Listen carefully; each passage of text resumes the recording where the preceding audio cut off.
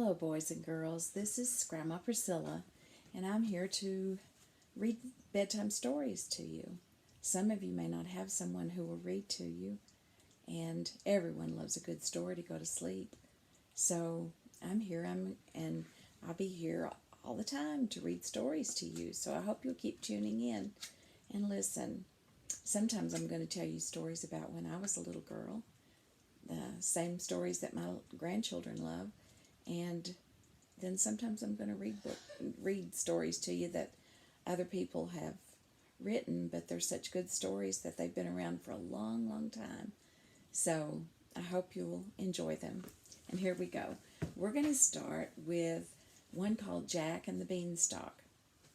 Once there was an old woman who lived with her only son Jack in a tumble-down cottage in a meadow by a pine forest.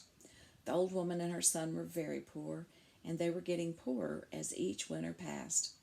After one particularly cruel and cold winter, when the ground had frozen like ice, the old woman turned to her son and said, "Jack, there is only one thing left to sell.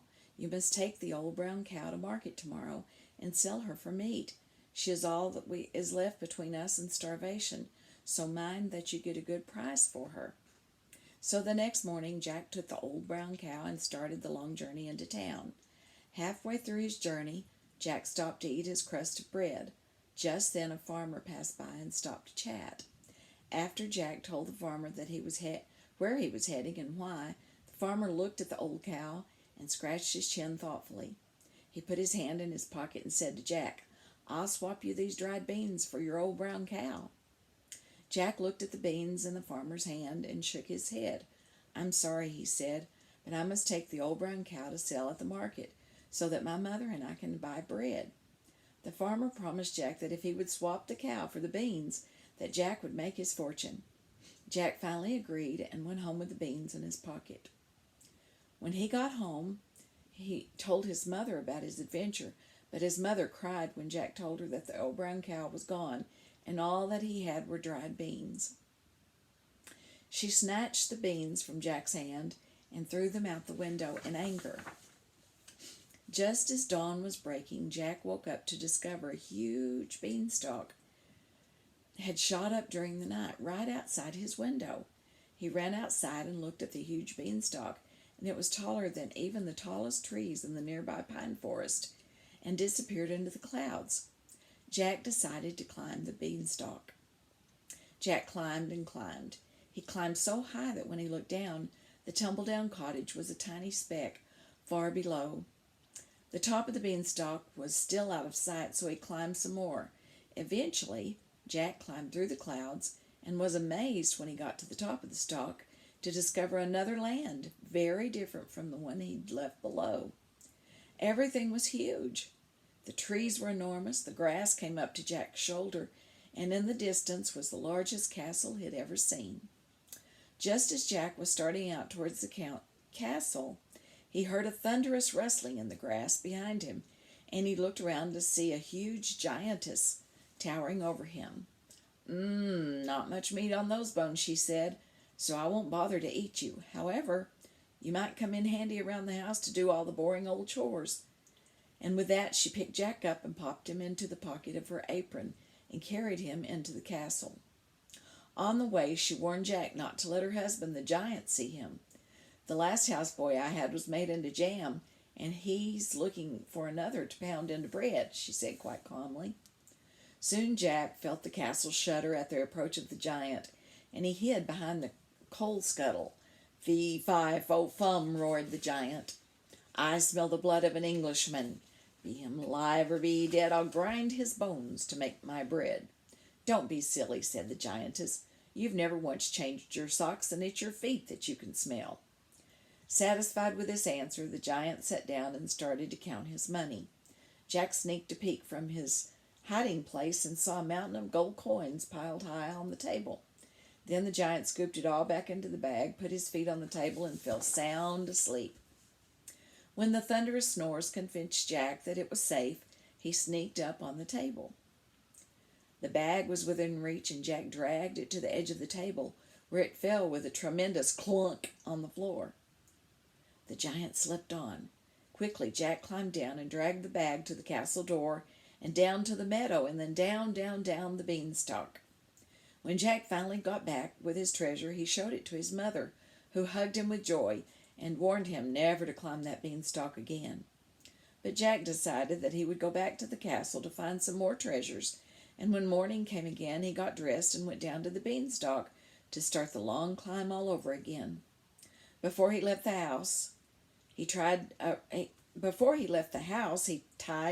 red scarf around his head and painted freckles on his face, so that when he reached the top of the beanstalk and once again met the giantess, that she would not recognize him. Once again she picked Jack up and popped him into her apron pocket and warned him about the terrible giant. Once more Jack hid as the castle trembled at the giant's approach. "Fee, fi, fo, fum," roared the giant. "I smell the blood of an Englishman. Be he live or be he dead, I'll break his bones to make my bread." "Tisk, tisk," said the giantess. "The only thing that you can smell is your armpits, which have never been washed." Satisfied with this answer, the giant sat down and called for his hen to be brought to him. Jack peeked around and saw to his amazement that the hen had laid a beautiful golden egg. Before long the giant rested his head once more, then fell fast asleep. When Jack heard the snoring, he sneaked up onto the table and gently took the hen, then quickly climbed down and carried it to the castle door and down to the meadow and then down, down, down the beanstalk. When Jack returned once more with his treasure, his mother was waiting for him, and when Jack showed her the hen, she hugged him and begged him never to climb the beanstalk again. But once again Jack thought about the treasures in the castle, and the following morning he went down to the beanstalk to start the long climb up over again. This time, before he left the house, he tied a blue scarf around his head and rubbed dirt on his face. And once again, when he reached the top of the beanstalk and met the giantess, she did not recognize him. As before, she picked Jack up and popped him into her apron pocket and warned him about the giant. Again the castle trembled at the approach of the giant. "Fee, fi, fo, fum, I smell the blood of an Englishman. Be him live or be he dead, I'll break his bones to make my bread," said the giant once again. "What rot," said the giantess. "That'll be all those bugs in your hair that's never been combed." Once more satisfied, the giant sat down and called for his harp to be brought to him. When the giant plucked at the strings of the harp, it magically started to sing in a clear soprano voice. The giant was soon lulled into a deep slumber across the table, and Jack wanted the beautiful harp so much that he didn't even wait for the snores. Jack climbed up to the table and put his hands on the harp to sneak it from under the nose of the sleeping giant. But to his horror, the harp started to shriek. "Help, help, I'm being stolen." The giant woke up. With a mighty roar, he shouted, "Fee, fi, fo, fum, I smell the blood of an Englishman. Be him live or be he dead, I'll break his bones to make my bread." And with that he raced after Jack. But the giant wasn't as nimble as Jack, and Jack was able to rush out of the castle, down to the meadow, and reach the top of the beanstalk with the giant in pursuit. Jack climbed down as quickly as possible, but the giant was not far behind him. The further down Jack climbed, the closer the giant got to him. When Jack was nearly at the bottom, he called to his mother to fetch the wood axe, and then Jack jumped the rest of the way to the ground. He grabbed at the axe and started to chop furiously at the stalk. The giant was almost down the beanstalk when it crashed to the ground, right on top of him. The giant was squashed to nothing.